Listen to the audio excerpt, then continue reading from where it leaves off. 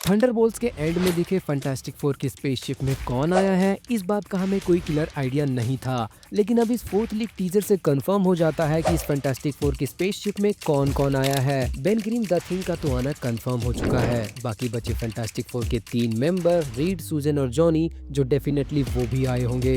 And reamer कहती है कि उसी स्पेसशिप में उनके साथ डॉक्टर डूम भी आया है। वेल टीजर में हमें सिर्फ बेन अम्बाकू से बात करता हुआ दिखा, मतलब ये चारों अभी भी स्पेसशिप के अंदर ही हो सकते हैं। लेकिन सोचने वाली बात यह है कि वो लोग सबसे पहले वकांडा ही क्यों गए, तो इसके पीछे छिपा है डॉक्टर डूम का एक बहुत बड़ा प्लान। तो इस वीडियो में हम जानेंगे कि डॉक्टर डूम का सबसे पहले वकांडा आने का क्या रीजन है और क्यों फैंटास्टिक फोर इतने बड़े थ्रेट को अपने साथ लाए हैं। फैंटास्टिक फोर फर्स्ट स्टेप के एंड में हमने देखा कि डॉक्टर डूम ऑलरेडी एक्टिव है और उसने रीड एंड सूजन के बेटे फ्रैंकलिन को किडनैप कर लिया है और यही है डॉक्टर डूम के प्लान का पहला कदम। तो डूम रीड के पास एक डील लेकर आता है कि अगर तुम अपने बेटे को बचाना चाहते हो तो तुम्हें मेरी मदद करनी होगी, क्योंकि इनकर्जन स्टार्ट हो चुका है और उनका यूनिवर्स तबाह हो रहा है। एंड आई एम श्योर कि ये इनकर्जन डूम आर्टिफिशियली क्रिएट करेगा ताकि पूरी दुनिया विक्टर वॉन डूम से हेल्प मांगे। रीड अपने बेटे को बचाने के लिए डूम का डील एक्सेप्ट कर लेता है। तो फिर डूम रीड से कहता है कि हम वकांडा के वाइब्रेनियम एंड टेक्नोलॉजी यूज करके इनकर्जन को रोक सकते हैं। फैंटास्टिक फोर के पास कोई चॉइस नहीं होने के कारण वो वकांडा जाने के लिए मान जाते हैं। रीड अपने टेलीपोर्टेशन डिवाइस को अपग्रेड कर चुका है और उसी डिवाइस की हेल्प से वो लोग अर्थ 616 पे ट्रैवल करते हैं।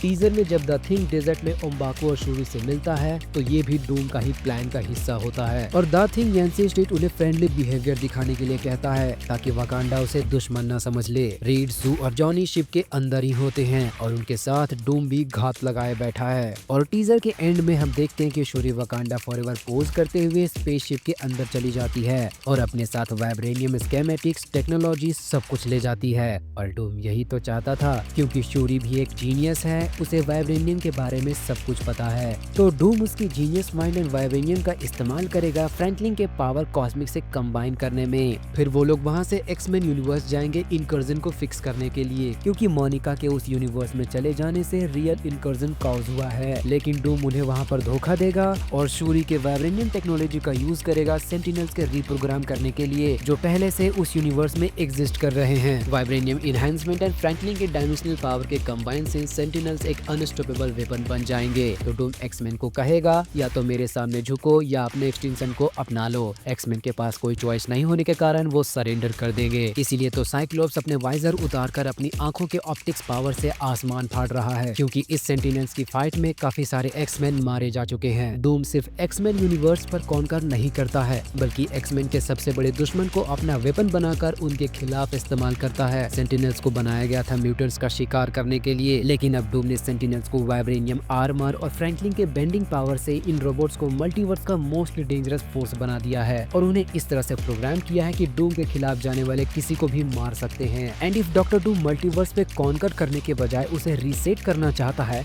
तो अलॉयड सबसे फास्टेस्ट रास्ता है, क्योंकि अलॉयड रियलिटीज को परमानेंटली मिटा सकता है। तो डूम अलॉयड को एक लिविंग वेपन की तरह यूज करेगा, जिससे वो उन टाइमलाइंस को इरेज करेगा जो उसकी परफेक्ट वर्ल्ड में फिट नहीं बैठते हो। एंड देन वो क्रिएट करेगा बैटल वर्ल्ड। बैटल वर्ल्ड एक पैच वर्क प्लैनेट है जिसे डॉक्टर डूम ब्रोकन वर्ल्ड्स के पीसेस से एक न्यू रियलिटी क्रिएट करता है और उस पर डूम गॉड एम्परर बनकर रूल करता है। तो अब डूम बैटल वर्ल्ड बना चुका है और गॉड एम्परर डूम भी बन चुका है और कुछ बचे हुए हीरोज सर्वाइव करने के लिए यूं ही भटक रहे हैं। और क्योंकि एमसीयू में 2 ऐसे प्लेसेस भी एग्जिस्ट करते हैं जहां नॉर्मल रूल्स काम नहीं करते, पहला दी क्वांटम रियल्म एंड दूसरा दी वॉइड। तो अब फाइनल इनकर्जन हो चुका है और doctor Doom God emperor Doom बनकर बैटल वर्ल्ड पर राज कर रहा है। तो डूम से बचने के लिए कुछ हीरोज क्वांटम रियल में चले गए तो कुछ हीरोज वॉइड में एक उड़ते हुए शिप में चिपके हुए हैं। लेकिन डेडपूल एंड द वुल्वरीन में हमने देखा कि वॉइड एक बैटलफील्ड है जिस पर डूम अपना कब्जा जमाना जरूर चाहेगा। डूम का मकसद रून्स, टेक्नोलॉजी एंड फ्रैंकलिन की पावर का यूज करके वॉइड को अपने थ्रोन में कन्वर्ट करना है, बिल्कुल कॉमिक्स की तरह। फर्क बस इतना है कि एमसीयू इसे TVA, runic magic, Reed and Franklin और टेक के साथ दिखा रहा है। वेल लोकी ने हमें वॉइड एंड टाइमलाइन एंकर दिया, multiverse of madness and no way home ने टाइमलाइन के कोलैप्स की कीमत दिखाई, क्वांटम मेनिया ने एक सर्वाइवल प्लेस बनाई और फैंटास्टिक फोर ने फ्रैंकलिन को डूम के दायरे में खड़ा किया। इन सभी को कनेक्ट करके देखें तो डॉक्टर डूम के रियल प्लान का पता चलता है। वेल तो मेरी थ्योरी आपको कैसी लगी, और अगर आपके पास भी कोई थ्योरी है तो मुझे कमेंट में जरूर बताना। और एमसीयू के ऐसे ही डीप एनालिसिस देखने के लिए चैनल को सब्सक्राइब करना मत भूलना। मिलते हैं नेक्स्ट वीडियो में।